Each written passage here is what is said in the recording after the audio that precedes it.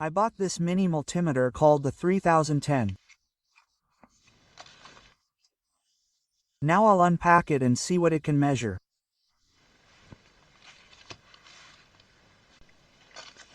I paid about $5 for this wonderful device. They come in different names, different configurations, and different capabilities. I have several. I got one that looks like a screwdriver.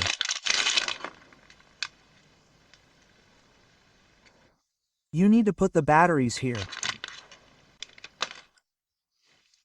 The kit includes the device itself. This probe goes here. And there should also be a data sheet. Yes, it's here, and that's it, nothing else. The device is sold without batteries. You need batteries of this type, 3A, at 1.5 volts. I'll put them here now. Before that, let's look at the data sheet to see what it can measure.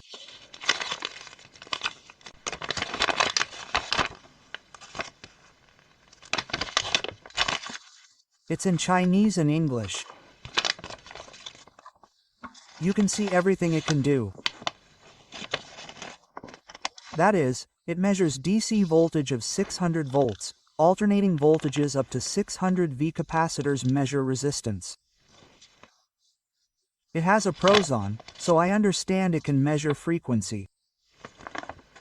What else? There's a flashlight, there's a backlight, I think there is. It switches off automatically, so, if you forget to turn it off, in theory, it should switch off. Oh, well, maybe it can also theoretically search for hidden wires, but I think it'll just find a live wire, and hardly hidden wiring. So, this device is for other purposes. Well, I think it's just what an electrician needs, especially since there's a screwdriver. Well, I see a screwdriver. I wouldn't recommend using this one as a probe. Now I'll put in the batteries. Mine are old, though, but I thought it would be good to show how it works and test it out.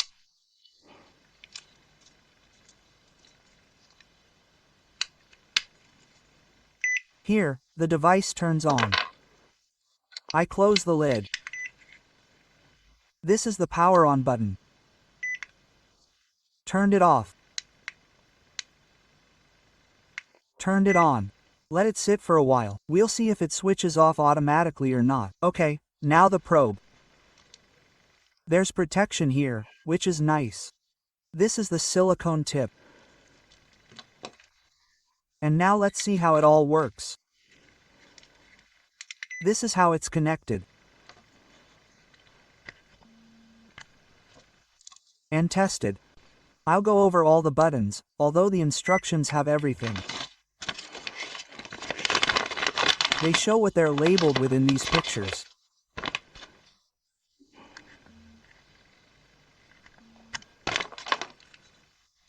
This is the power on button, as I understand it, and the second time it immediately selects automatic mode. That is, everything I listed, the automatic mode should check. Well, this is the mode selection button. That is, in addition to automatic, you can select resistance, capacitor, frequency, continuity, and so on. We switch and see what changes. One more time. This is for hidden wiring. This is the automatic mode, and here we see one by one, the numbers popping up on the side. And automatic. Here is the pro zone. We see that it works, well, with a delay. This side button is the display backlight. With a long press, you can probably see that the display works. I press it again, the display is dark. Okay, and this is the power button and the flashlight. The flashlight should also work with a long press. Now, as we can see, there is a second press. The flashlight stopped working. I'll check some resistance in the automatic meter. Well, For example, 6.8 ohm. Let's see what it shows us. Well, almost right, 668. Now 180 ohm.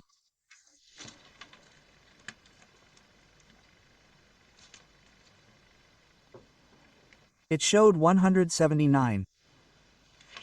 And 100 it showed. 101. It showed somewhere between 101 and 104, so there's an error. This is an inaccurate resistance of 5 to 10%. So far so good. Now I want to check the capacitor, and also check the diode continuity. When checking the diode continuity, the multimeter shows infinity, meaning high resistance. And some numbers should appear on the other side of the display. And that will mean that the diode is continuity and, you could say, is working.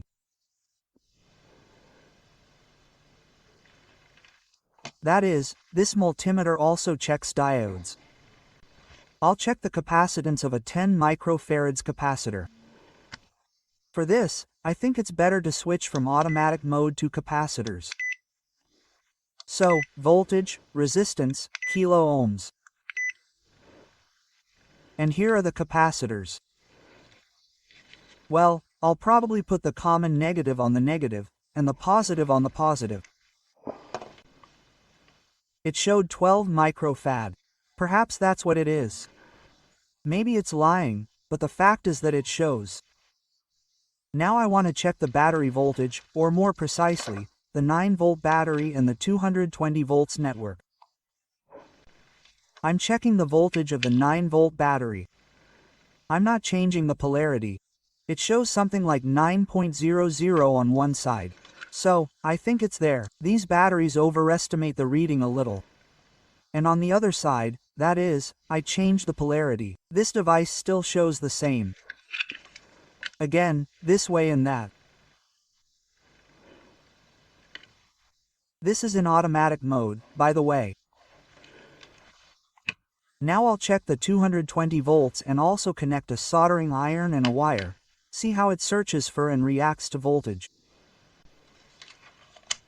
Just for fun, I'll check the voltage of this battery, because they come from the factory with an overestimated voltage. Specifically, this series. Everything is correct, 9.8, and this device showed the same thing, 9.8. So it's normal.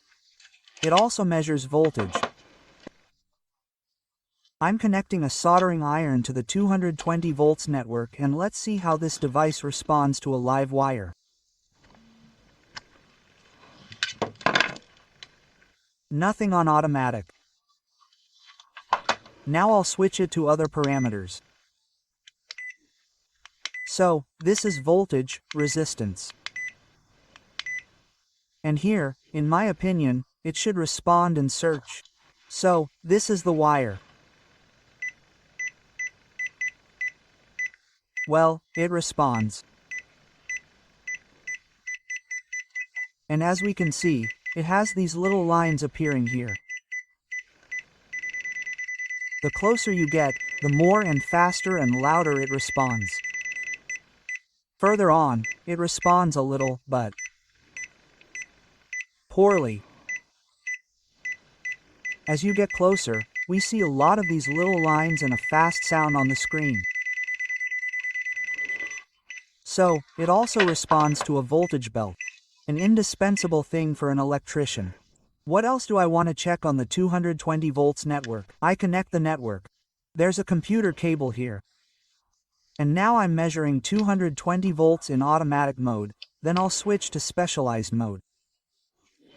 I'm also checking the voltage in automatic mode. What does it show us? We'll see.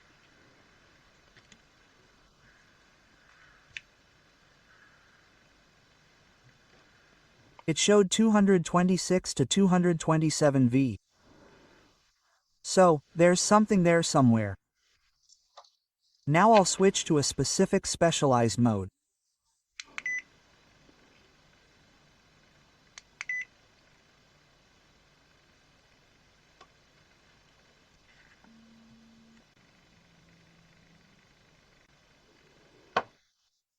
Well, 226 also showed roughly the same as on automatic. I also wanted to check here. I think I found the memory function. Now we'll check how it works. There's a button on the side. It's a flashlight. If you press it a second time, the function for remembering the number on the display is activated. Right now it's 9.8. I press it. And now you can unplug the battery contacts. And everything on the display is remembered. So, it's a perfect, wonderful function. This used to be only found in expensive multimeters, well, now even in cheap ones. This is the kind of miracle technology modern Chinese technology is these days. It's a good multimeter, especially for electricians. You can buy it for radio amateurs. It also checks the frequency, but I won't show you that anymore. So, I recommend it. Buy it and use it. That's all for now. Until next time.